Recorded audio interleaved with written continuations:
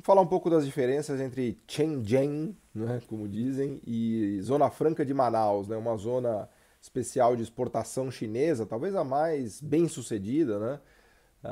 E a Zona Franca de Manaus, claro que é uma injustiça, né? Até quase uma covardia comparar Shenzhen com a Zona Franca de Manaus, mas eu acho que é simbólico, né, das duas visões de país, das duas estratégias de desenvolvimento econômico, né? Então, claro que a Zona Franca foi concebida e construída com o objetivo de ocupar uma região muito importante para o país e inóspita, né, região amazônica, e nesse sentido até podemos dizer que ela foi bem sucedida, mas foi muito mal sucedida do ponto de vista de criação de riqueza, de valor, né, no sentido que a gente tem discutido aqui nesse curso de desenvolvimento econômico. Né? Até para dar uma ideia da dimensão, hoje a Zona Franca tem.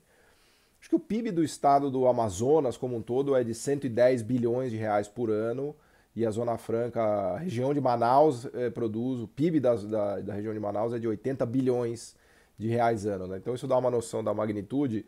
Os estados pequenos do Nordeste têm um PIB na casa de 100 bilhões, 120. Os menores, os pequenininhos, 50 bi. O Acre deve ter um PIB, sei lá, de 20 bilhões de reais ano. Para se ter uma ideia de proporções, né? O PIB do estado de São Paulo é de 2 trilhões e meio.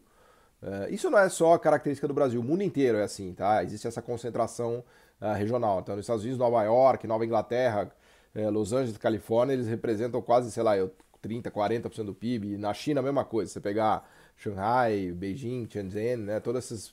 Há uma concentração enorme. Mas eu só queria dar. O Rio de Janeiro deve estar em 500 bilhões, o estado, Minas por aí também.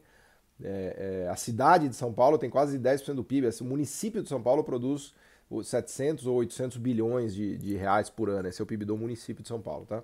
Mas enfim, eu queria dar esses dados passar esses dados da Zona Franca, né, e da região de Manaus, só para se ter em mente a proporção e os números. Né? Então, a Shenzhen é o sucesso absurdo, né, e ela simboliza, né, como tão bem nos ensina o Elias, essa preocupação do governo chinês em colocar essas zonas especiais de exportação para conquistar o mundo, né, criar um sistema, um ecossistema produtivo para abastecer o mundo, começando com a ideia, né, do Adam Smith em Beijing, com a ideia dos trabalhadores ali baratos e qualificados e educados, né, que vinham já da era do Mao Tse-tung, mas produzir com muita escala, com muita competência e aprender a subir a escada tecnológica. Né? Eu não me canso de falar desse documentário da revista Wired, que eu vou deixar aqui de novo a referência, já deixei em várias aulas, né, do ecossistema produtivo de Shenzhen, né, de como é um negócio fantástico que eles fizeram lá de aprendizado produtivo mesmo. Né? Por isso que a região já é conhecida como o Vale do Silício de hardware, né, da China e do mundo até. Mais de 70% dos tablets do mundo, dos iPads da vida são feitos lá, e os chineses já aprenderam enfim, eles mesmos já fazem, já produzem tudo, né? É legal você ver nesse documentário como existem supermercados de eletroeletrônicos, assim, de pedaços, né? De placa, do chip, do circuito, da carcaça. Então já é, vamos dizer assim, do dia a dia, né? Do métier deles, né? De pega uma peça aqui, pega colar, faz um robô, conecta com programação. E os caras já estão certamente na fronteira tecnológica de eletroeletrônicos, né? E como bem nos lembra o Elias, uma cidade de pescadores com menos de 100 mil habitantes. Você vê as fotos de Shenzhen, assim, nos anos 80, você dá risada. Você fala, meu, não é possível que os chineses transformaram essa vila de pescadores nessa potência. Hoje uma das grandes metrópoles dinâmicas do mundo, né? Ou megalópolis, mais de 15 milhões de habitantes, já deixa o São Paulo no chinelo, né? Uma cidade toda eco-friendly, que os carros são elétricos, os ônibus são elétricos, né? Um nível de inteligência, de capital humano acumulado ali incrível, né? De novo, um Vale do Silício do século XXI, né? E pensar na genialidade do governo chinês, né? Que construiu essas zonas especiais de exportação, dando subsídios, dando créditos, doando terrenos, construindo infraestrutura, fazendo aquela mobilização, né? Que o Elias já nos mostra, né? Que a gente tão bem conhece, do esforço, né? De direcionamento, de desenho, de articulação do governo chinês que produziu essa pérola, né, que é Shenzhen. Claro que ela está desenhada ali, colocada estrategicamente no rio Pérola, né? Pérola, acho que é, se não me falha a memória. E do lado de Hong Kong, né? O governo chinês não é bobo, né? Ele fez uma espécie de Hong Kong dele, né? A Hong Kong dele no mainland, né? Porque Hong Kong era era dos britânicos, depois foi transferido para a China, mas Hong Kong tem toda a lógica dela, de autonomia, enfim. Não é uma China propriamente dita, né? A China está se apropriando aos poucos de Hong Kong, né? Desde o final do século passado, né? Então o Shenzhen foi construído ali, né? Foi colocado ali com né? Escolhido a dedo naquela região, que é uma das regiões mais importantes da China e eu diria hoje do mundo, até porque a foz ali do rio cria uma área de navegabilidade gigantesca e conecta com Hong Kong via mar, conecta com Macau, né? E agora com as pontes que eles construíram, está tudo interconectado também por estradas, né? Então ali é um polo, um cluster produtivo tecnológico incrível, né? Incrível. Vou até deixar o mapa aqui depois da aula para vocês entenderem do que se trata, né? Então houve a transformação desta vila de pescadores chamada Shenzhen na China, nessa potência tecnológica produtiva que é hoje uma das cidades mais importantes do mundo, né? Na China só perde para Xangai e Beijing, eu acho que já superou Hong Kong, até porque houve uma transferência das manufaturas de Hong Kong para Shenzhen, né? Porque tinha mão de obra mais barata e subsídios milhares, né?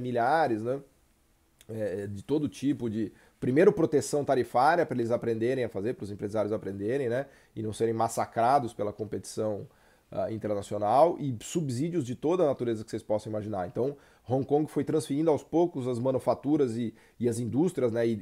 Daí a importância da produção industrial manufatureira, né? Que a gente não cansa de repetir nesse curso, que já vem inclusive da tradição soviética, né? Da indústria, né?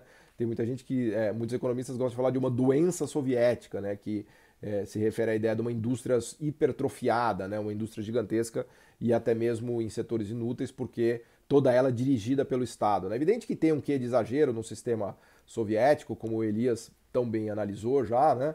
E de muitas indústrias que não eram essenciais ou que não passavam por destruição criativa, né? Ou que passavam a ter produtividade muito baixa por conta de garantia de demanda do Estado e de direcionamento do Estado, né? Mas ao mesmo tempo, essa coisa da importância da indústria da manufatura sempre teve presente na cabeça dos chineses, né? E Shenzhen é um belíssimo exemplo disso. E essa transferência, né, da manufatura de Hong Kong para Shenzhen é fundamental, né, e simbólica, e claro, que se reinventando.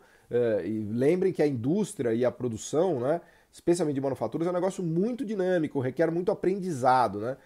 Eu brinco que a parte divertida da economia está no setor manufatureiro, não está no setor de serviços tradicionais, né? Porque o taxista, o manobrista, o garçom, o cabeleireiro, manicure, pedicure, atendente de loja, gerente de hotel é sempre a mesma coisa. Ali não tem muita dinâmica tecnológica, né?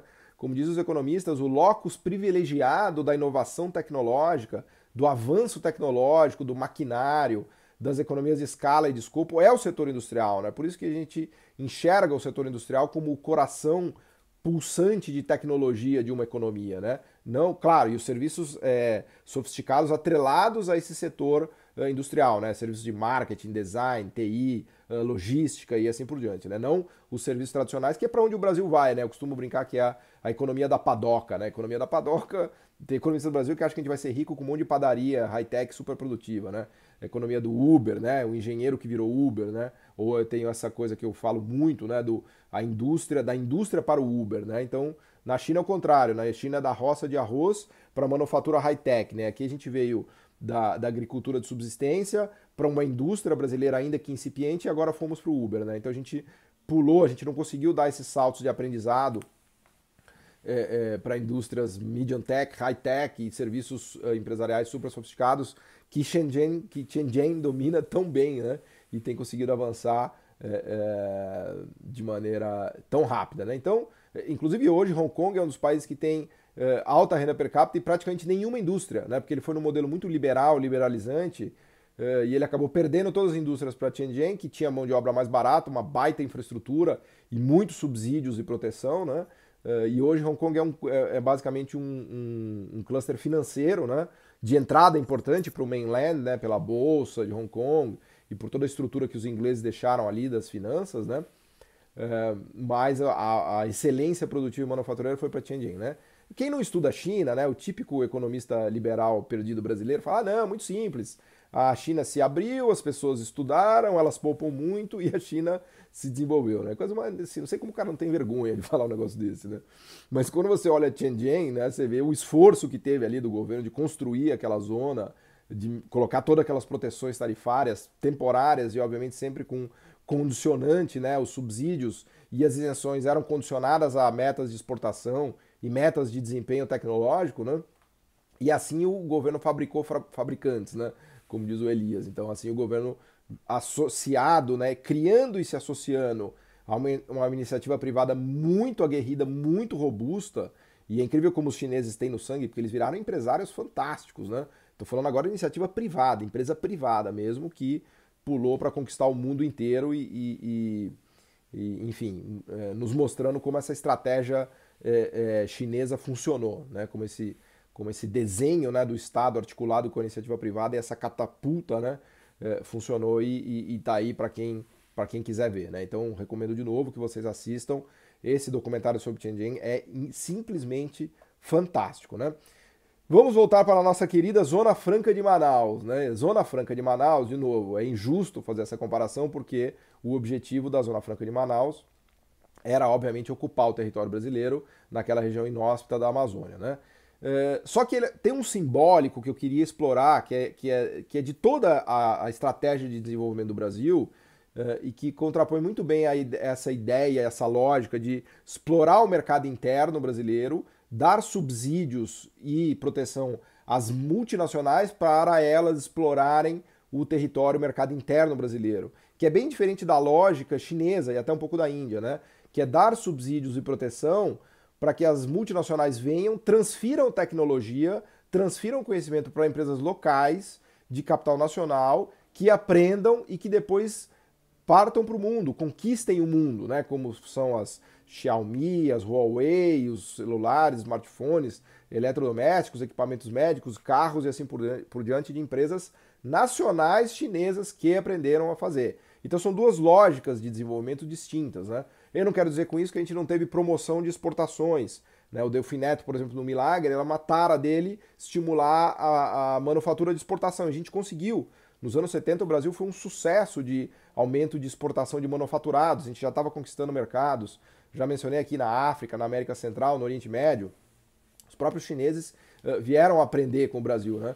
Mas a nossa lógica de desenvolvimento, até por estar provavelmente no quintal dos Estados Unidos, foi sempre muito mais uma lógica de trazer o capital estrangeiro, dar benefícios para ele, de proteção, de subsídio, para ele explorar o nosso mercado interno, né? Foi bom, né? A gente saiu de um país pobre, a gente deixou de ser um país pobre e veio até a renda média. Só que a gente está estagnado aí há 40 anos. Na China não, eles foram mais inteligentes. Eles trouxeram o capital estrangeiro, mas eles se abriram no sentido de aprender, né? Que o Elias diz, eles se abriram para as tecnologias, vamos entender o que o mundo está fazendo, vamos ver qual é a tecnologia de ponta, só que vamos transferir isso para as nossas próprias empresas. Vamos criar os nossos empresários, transformando ele de pescadores de Tianjin para potências tecnológicas, empresariais, né? Então houve esse esforço do governo de transferir tecnologia.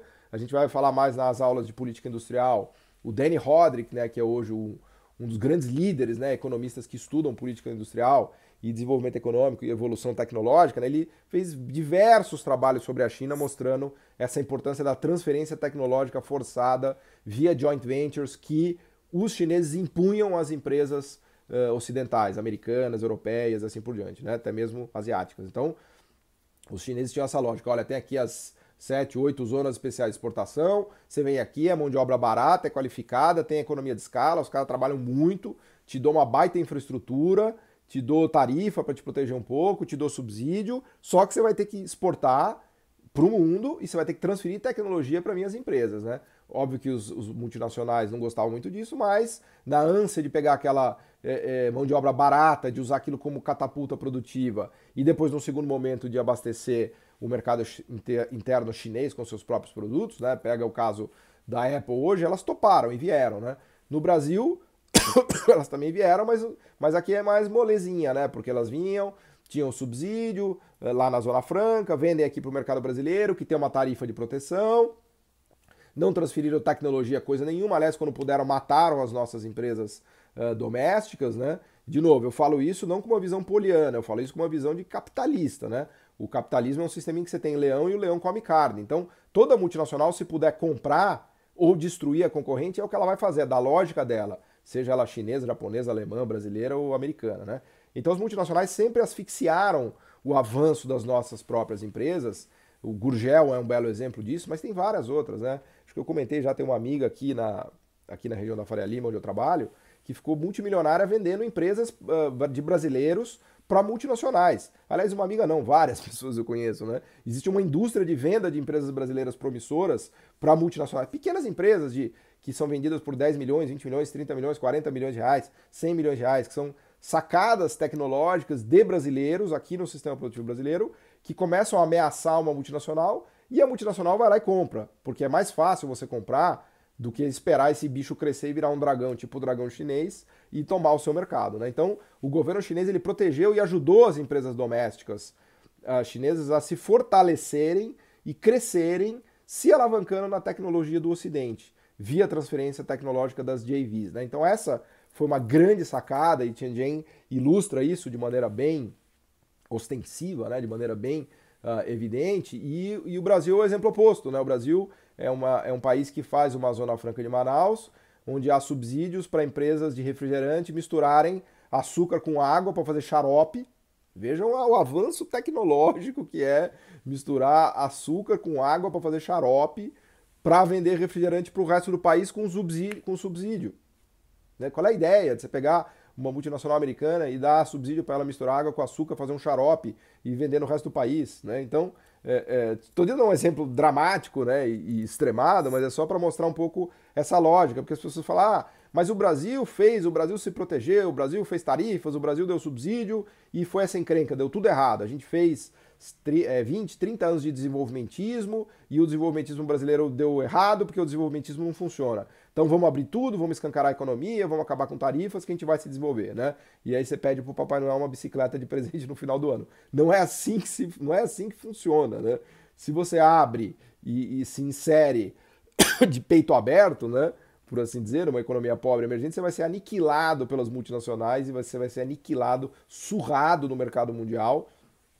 Tem gloriosas exceções, claro, empresas no Brasil como a Embraer, como a VEG, Marco Polo, Yospit, são casos incríveis, né? Empresários brasileiros notáveis, né? Mas você conta nos dedos, né? Você conta nos dedos. O que tem na China aos milhares, né? Dessas empresas que foram protegidas, mas cresceram, amadureceram e competiram no mercado mundial, você conta nos dedos no Brasil, né? A ideia da proteção da indústria infante, que a gente fala várias vezes do LIST, né?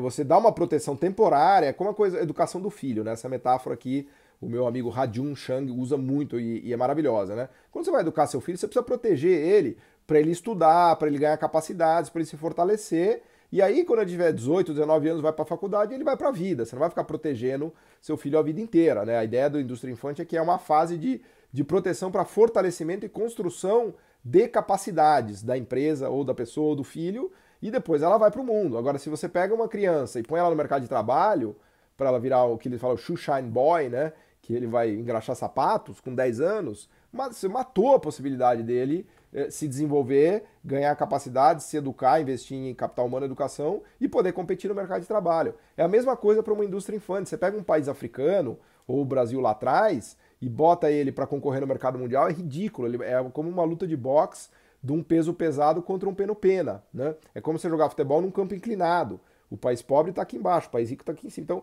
sempre o país rico vai surrar o país pobre. A não ser que você tenha, assim, pessoas tão fenomenais, e como, aliás, existem no Brasil, né? Que conseguem jogar no campo inclinado e ainda assim ganhar o jogo. Mas é exceção à regra, né? Então, esta visão meio que ingênua, que começou a ganhar força no Brasil no final dos 80 e início dos 90, especialmente na era FHC, que atrapalhou muito os nossos destinos de desenvolvimento econômico quando comparados à China. Claro que isso vem no pacote, a gente já falou de consenso de Washington, né, de abertura do neoliberalismo, né, da Thatcher, do Reagan e todo esse pacote ideológico de política econômica, se vocês quiserem, né, e o fracasso da União Soviética e da Rússia, né, como o Elias tão bem discute, né, e destrincha pra gente, né.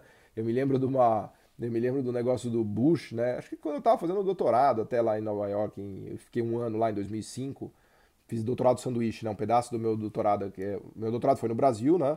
Na Escola de Economia de São Paulo, na FGV, mas um ano eu fiquei lá em Colômbia com o Fischlow.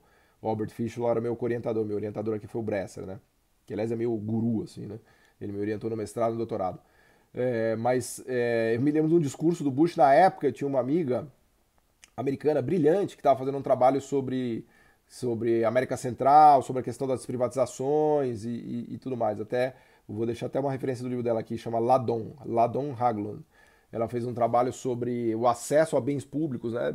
É bem legal o livro dela, chama Courting Social Justice, que são coisas que todo mundo tem direito, né? Que é o direito à educação, à saúde, ao acesso à água, e ela fazia uma discussão sobre sobre como as ideias de privatização e liberalização tirava acesso básico das pessoas a coisas que são fundamentais à sobrevivência humana, saúde, educação, acesso à água e assim por diante. Mas enfim, e eu conversava muito com ela estava acompanhando o processo de negociação da área de livre comércio da América Central, que era o CAFTA, né, que era o Central American Free Trade Agreement, né, equivalente ao NAFTA, né, que é o North American Free Trade Agreement, né. E o CAFTA, né, que eles assinaram de verdade, essa minha amiga, ela morou muito tempo na Costa Rica, ela conhecia muito, assim, muito, ela é americana, mas conhecia no detalhe a realidade da América Central. Eu tive várias vezes lá, né, várias vezes. Tive umas 2, 3 vezes na Costa Rica, tive no Panamá, enfim, já fiz umas viagens lá, eu adoro viajar, né, sou tarado por viajar ao mundo. E a gente conversava muito, e no CAFTA, né, que era esse Central American Free Trade Agreement, que foi assinado, o Bush fez um discurso, né? O Bush, que era presidente na época, na assinatura ele fez um discurso que é uma das coisas mais ridículas que eu já vi na minha vida. Ele falava assim: e agora, finalmente, as empresas americanas terão igualdade de condições para competir com as empresas da América Central. Porque agora na América Central não teremos mais tarifas contra as empresas americanas, não teremos mais subsídios que atrapalham e dificultam a competição das empresas americanas na América Central. Aí você para pensar e fala: peraí, tem um negócio meio esquisito. As empresas da América Central as empresas americanas estarão em condições de igualdade para competir com as empresas da Nicarágua, de Honduras, da Costa Rica. Você fala, peraí, esse Bush aí tá meio louco. Nem tem indústria, nem tem empresa na Nicarágua e em Honduras e na Costa Rica e no Panamá para competir com as empresas americanas. Então é evidente que não faz o menor sentido você construir uma zona de livre comércio em regiões que tem muita disparidade de renda per capita, né? A renda per capita dos Estados Unidos é $50.000 e da América Central eu daria um chute aqui que não chega a $7, $8.000. Então é evidente que as empresas americanas já têm o core tecnológico, a economia de escala e a economia do escopo para massacrar toda e qualquer empresa que queira surgir na América Central. E estamos conversados, né? Então, ao abolir tarifas e subsídios no CAFTA, né, os Estados Unidos simplesmente condenou a América Central a ser a eterna colônia americana para produzir coisas ridículas, né? Na verdade, a Costa Rica, por exemplo, virou uma espécie de uma Disneylândia dos americanos. Então, o cara compra lá um apezinho para ter um AP com vista para o mar, vai mergulhar na costa maravilhosa. A Costa Rica se mergulha dos dois lados, no Pacífico e no Caribe. É uma zona para os aposentados, né? Tem isenções tributárias para você se aposentar. Você vai visitar o vulcão, que é eu tive lá, é maravilhoso, o Arenal, incrível, né? A Costa Rica é um país fantástico, né? De belezas naturais, mas você vai ser o parque de diversão dos americanos e acabou, né? Então a América Central como um todo, o que ela faz? Ela produz banana, um pouco de paraíso fiscal ali no Panamá, né? E acabou-se, né? Não haverá desenvolvimento econômico na América Central sob a égide do CAFTA, né? Acabou-se, né? Então isso é um belo exemplo do que a gente está falando, dessa coisa do que o próprio List, né, é um autor muito importante, Friedrich List, aqui pra gente no curso, né, que aprendeu com os Estados Unidos até, né, o List é um autor alemão que teve um bom tempo lá nos Estados Unidos na época do Alexander Hamilton, né, que é o grande desenvolvimentista americano, né, o Hamilton que ajudou a desenhar aquele Report on Manufactures, que eu vou deixar aqui, é uma referência incrível, né, para entender. Lembra que o Hamilton era o braço direito do George Washington, né? Que eles tiveram na guerra mesmo, na guerra contra os ingleses. Então ali não era brincadeira. O Hamilton pegava o cavalo em Nova York e ia galopando até Boston, na boa. 15 horas, 20 horas galopando, né? O cara era soldado guerreiro, né? E aí ele virou o secretário do Tesouro, o braço direito do George Washington. Tem um livro maravilhoso que conta as histórias, que é o Founding Brothers, né? Não é o Founding Fathers, é o Founding Brothers, que mostra as fofocas e a cozinha ali desses Founding Fathers, né? Inclusive o Hamilton morreu de uma maneira besta, né? Num duelo com o Aaron Burns, que foi também presidente americano, porque supostamente ele pegou a mulher do cara, e aí teve essa traição, teve um duelo, né? E o duelo houve de fato, né? Que foi em New Jersey, porque em Nova York e Manhattan era proibido fazer duelos, a moda antiga. em 1800 e pouco, e aí ele tomou um tiro do Burns e morreu num duelo. Vejam vocês que história louca, né? Mas enfim, o Hamilton era um cara brilhante, ele nasceu no Caribe até, em alguma dessas ilhas, né? E ele escreveu o Report on Manufactures, que é praticamente um primeiro tratado estruturado de desenvolvimentismo, se vocês quiserem, né? Em que ele analisa, e basicamente ele põe proteção para as indústrias, para as manufaturas da Nova Inglaterra, né? Ele era um grande defensor, né, da industrialização da Nova Inglaterra e ele representava os interesses dos industriais da Nova Inglaterra, né, que lá na frente iriam ser os vencedores da guerra de secessão, né, porque o desenvolvimento industrial americano do Nordeste é que fez com que os estados do Nordeste ganhassem a guerra contra os estados do Sul, especialmente na produção de armas, né. Mas o fato é que esse desenho, né, no coração do nascimento dos Estados Unidos, feito principalmente pelo Hamilton, ajudou muito a industrialização da Nova Inglaterra, com proteção contra os produtos ingleses, e havia já o conflito com os estados do Sul, né? Os estados do Sul eram liberais, né? Queriam obviamente poder plantar algodão e importar os produtos baratos da Inglaterra, os manufaturados, né? Mas o Hamilton comprou essa briga e fez o Report on Manufactures, né, e botou leis, né, e passou leis no Congresso protegendo a indústria nascente americana. E o List estava lá e viu tudo isso, né? O List viu com os próprios olhos, entendeu a lógica e depois ele escreveu aquelas coisas maravilhosas em cima, muito das ideias do que ele observou na prática do próprio Hamilton, né? Então é evidente que para as zonas, para regiões econômicas de disparidade muito grande em renda per capita, uma abertura assim, pura e simples, vai fazer com que a região rica massacre a pobre, né? Por economias de escala e economias de escopo e conteúdo tecnológico. De novo, não é nada a favor ou contra de ninguém, é só um mecanismo econômico em operação, né? E os chineses, muito espertos sempre em relação a isso, e eles identificaram claramente, né, desde sempre, de toda a experiência industrialista também que eles tinham, então eles fizeram essa abertura estratégica, ativa, né, e com inteligência que o Elias tão bem nos mostra, longe de fazer uma abertura pura e simples, que as pessoas falam, ah, não, Tianjin é fácil.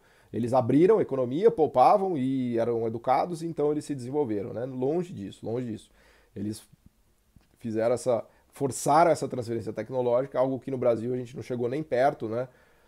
A gente teve algum sucesso ali de promoção de exportações nos 70, né, quando a gente teve a superindustrialização brasileira, até metade dos 80, mas depois a economia brasileira sucumbiu, caiu na crise da dívida, se endividou em dólar no choque do petróleo, e aí fizemos um fechamento muito agressivo, né, um fechamento tarifário meio no desespero dos 80, né, para economizar divisas. Lembra que a nossa moeda sofreu milhares de desvalorizações, inclusive a gente foi perdendo moeda atrás de moeda, porque a gente mergulhou num caos hiperinflacionário, e a nossa estrutura produtiva foi meio que pro saco, né, nos anos 80. E na abertura dos 90, que a gente já falou várias vezes, veio aquele golpe mortal, né, de sobrevalorização cambial e de corte de tarifas. Enfim, mas eu já fui um pouco longe de Tianjin e da Zona Franca de Manaus, mas, de novo, é simbólico isso, né? Na minha cabeça, esses dois casos são muito legais porque eles são simbólicos da China forçando exportação, upgrade tecnológico e conquista do mundo, e do Brasil dando moleza para multinacionais com tarifa e subsídio para abastecer nosso mercado interno, né? Então esses são dois, vamos dizer assim, arquétipos, né? Para usar o Jung, né? O Jung dizia que o simbólico é mais real do que o real, né? Que os movimentos psíquicos têm um poder muito grande, por isso que tudo que é simbólico é muito importante, né? Então o Tianjin é simbólico do desenvolvimento chinês. Eu diria que Tianjin é quase arquetipal, né, do modelo de desenvolvimento chinês, enquanto que a Zona Franca de Manaus é arquetipal do modelo de desenvolvimento ou do não desenvolvimento da economia brasileira. Obrigado.